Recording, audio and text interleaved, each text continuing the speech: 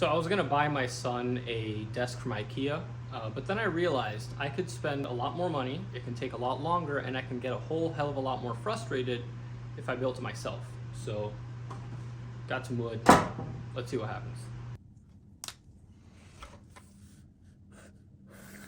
So the most important step is to have a very detailed technical drawing. And as you can see, that's clearly what this is.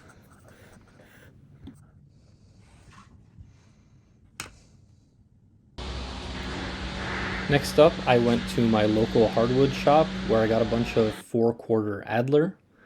I went with this because it's relatively cheap, so if I mess up, it's not that big of a deal.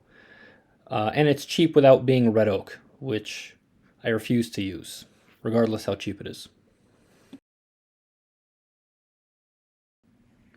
So once I brought it home, I got to work on the miter station, cutting this into 30-inch long pieces. I'm going to be using 4 pieces that are 5 inches wide each. That way I have a desktop that is 30 inches by 20.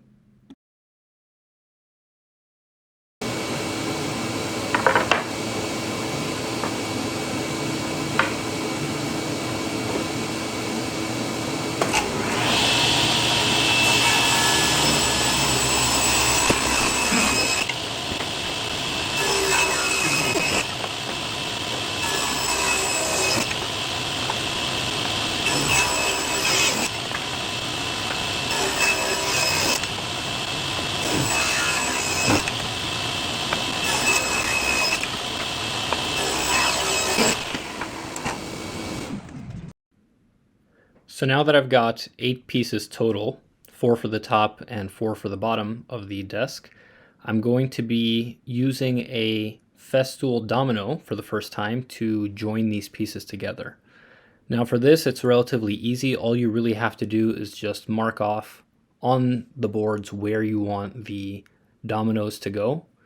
Once you've done that, you just run the Festool on each piece, making these tiny little holes that you can put these little wood dominoes in to help align the boards as you're gluing. Please admire my impeccable camera skills here, positioning the camera in exactly the right position where you can't see at all what I'm doing.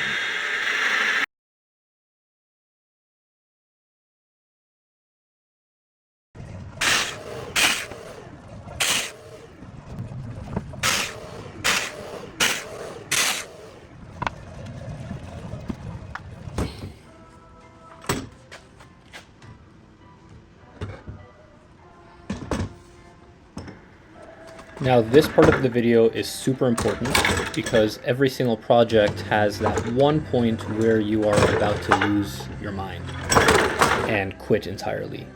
And this is what that is.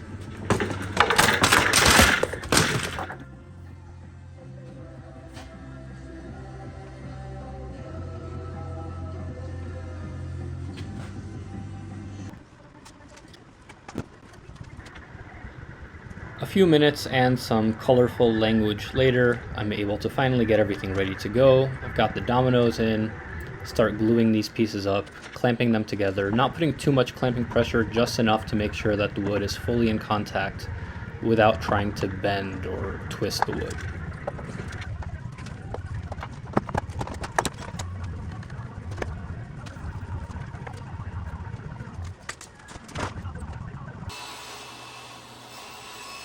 Once I've waited 24 hours for the wood glue to fully dry, it's time to cut these down to their exact measurements. I have these at exactly 30 inches wide. I like to give myself a little bit of leeway so that I can cut everything down to its final size later in the project.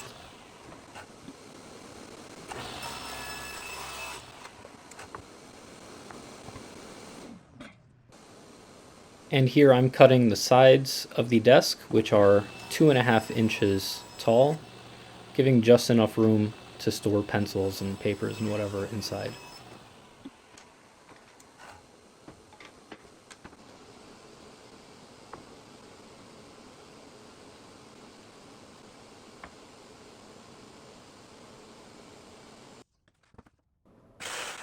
Now this part required a ton of math. which was so much fun.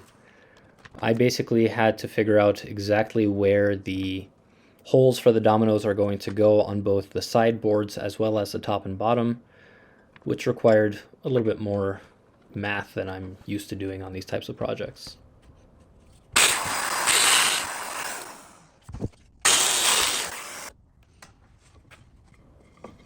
Luckily, the domino has a really cool setting where you can make holes that are a little bit wider than the actual dominoes themselves, which is pretty useful, giving you a little bit of leeway to be able to fit these things together. And with a bit of wiggling and quite a bit of luck, I actually did manage to get the top and bottom and sides to all fit into place for the most part. There's a tiny bit of gaps on the back, but that's hardly a problem.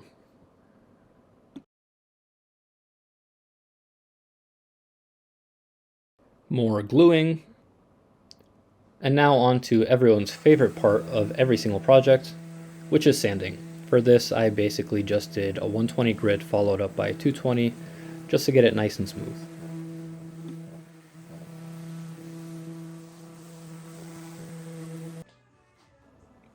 For the finish here, I went with Walrus Oil's Furniture Oil, which is, I think, mostly tung oil mixed in with some other stuff. Very easy to put on, and it dries within about 24 hours.